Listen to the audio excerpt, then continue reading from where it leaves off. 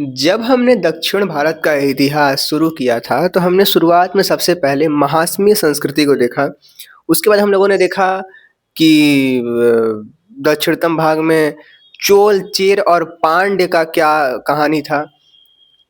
उनके भौगोलिक स्थितियों को देखा, किस नदी के किनारे हैं ये देखा। थोड़ा-सा और आगे बढ़े तो हम लोग ने देखा कि 200 से 897 के आसपास तक पल्लव वंश का एक शासनकाल रहा।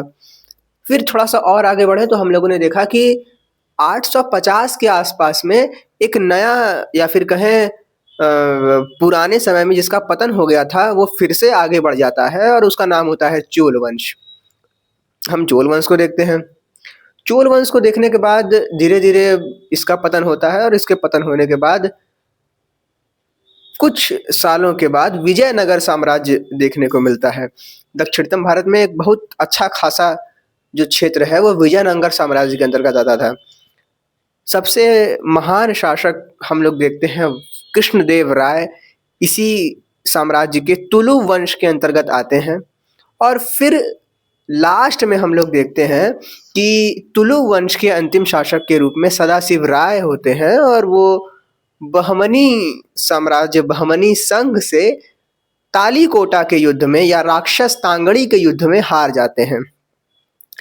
और उसके बाद धीरे-धीरे ये जो चीज़ें हैं वो उसका पतन होना शुरू होता है। उसके बाद देखते-देखते मतलब ये एकदम खत्म हो जाते हैं।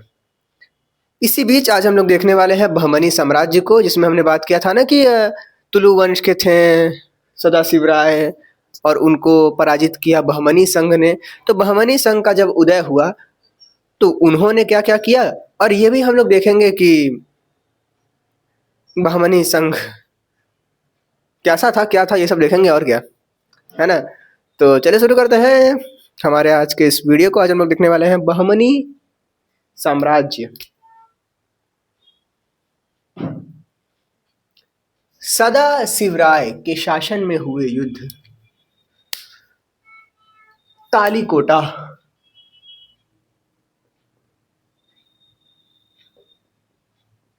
तालीकोटा का युद्ध में बहमनी संघ, जिसमें कि बीजापुर, अहमदनगर, गोलकुंडा, बीदर शामिल था, विजयी रहता है और विजयनगर का पतन होना शुरू हो जाता है और बहमनी का उदय होता है।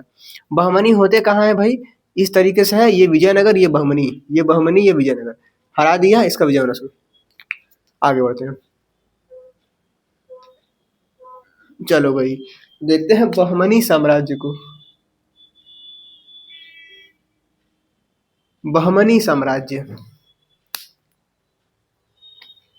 बहमनी साम्राज्य, और अगर हम लोग बात करें इसके आसपास के अहमदनगर यहाँ पर है, ये सब जो है मोहम्मद बिन तुगलक के शासनकाल में स्वतंत्र हो जाता है, क्योंकि तुगलक का शासनकाल बड़ा गंदा होता है।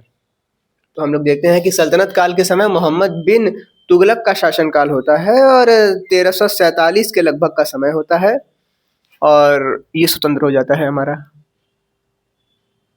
1347 में ये हमारा स्वतंत्र होता है और संस्थापक होते हैं बहमनी साम्राज्य के अलाउद्दीन हसन बहमन शाह।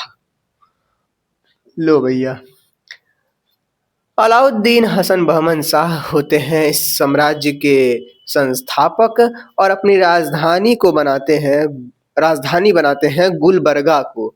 गुलबर्गा को राजधानी बनाते हैं और कहानी आगे बढ़ती है। कहानी आगे बढ़ती रहती है, बढ़ती रहती है, बढ़ती रहती है और एक शासक आते हैं जिनका नाम होता है शासक मोहम्मद प्रथम।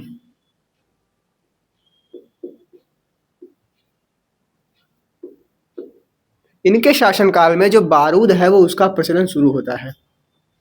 इसका प्रयोग पहली बार सर्वप्रथम महमूद कह रहा हूँ, मोहम्मद प्रथम के शासनकाल में बहमनी साम्राज्य के अंतर्गत होता है बारूद का प्रचलन।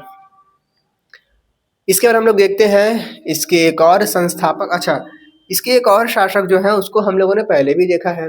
ये जो चीजें हैं, बहमनी साम्राज्य का उदय हुआ, इसका मतलब ये हुआ कि बहमनी साम्राज्य ने अपना विस्तार बढ़ाया। बहमनी साम्राज्य का स्थापना तो हो ही गया था, मतलब है ना। ये थोड़ा सा विरोधाभास हो जाता है कि हम समझ नहीं पाते, बट हम लोग यहाँ पर देख रहे हैं विजयनगर को, ये जैसे मान लो ये हमारा विजयनगर था, ऊपर बहनानी पहले से था, है ना? ऐसा नहीं है कि इसको हराने के बाद ये अपना नया-नया बनाया। नया-नया नहीं था, विजयनगर से पहले भी था। मतलब पहले का अर्थ कि विजयनगर के साथ-साथ चल रहा था। बस इसने युद्ध में हरा कर अपने आप को एक बड़ी क्षेत्र के अंतर्गत फैलाया। तो हम लोग देखते हैं इसके एक शासक को, शासक का नाम फिरोज शाह बहमन होता है।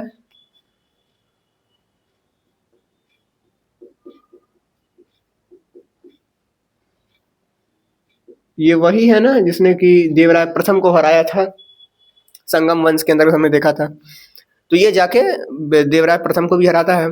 आज हम लोग देखने वाले हैं कि ये भीमा नदी के तट पर फिरोजाबाद नामक शहर की स्थापना करता है, और ये वेदशाला की भी स्थापना करता है दौलताबाद में।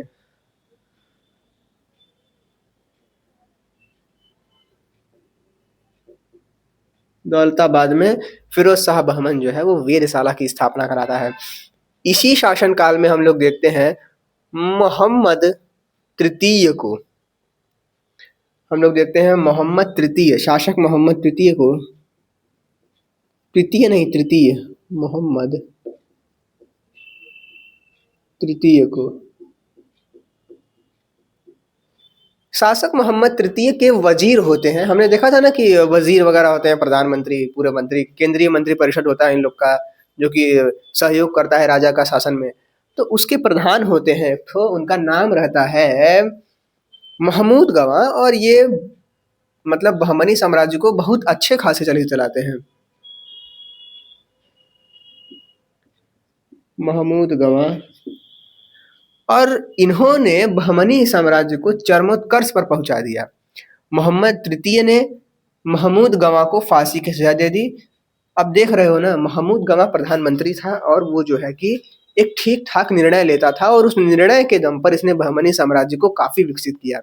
मगर इसकी जो सफलता है उसको देखकर उसके जो आन मंत्री हैं वो जलते थे, तो उन लोगों ने फूट डालना शुरू किया और फिर उसको फांसी की सजा सुनवा दी।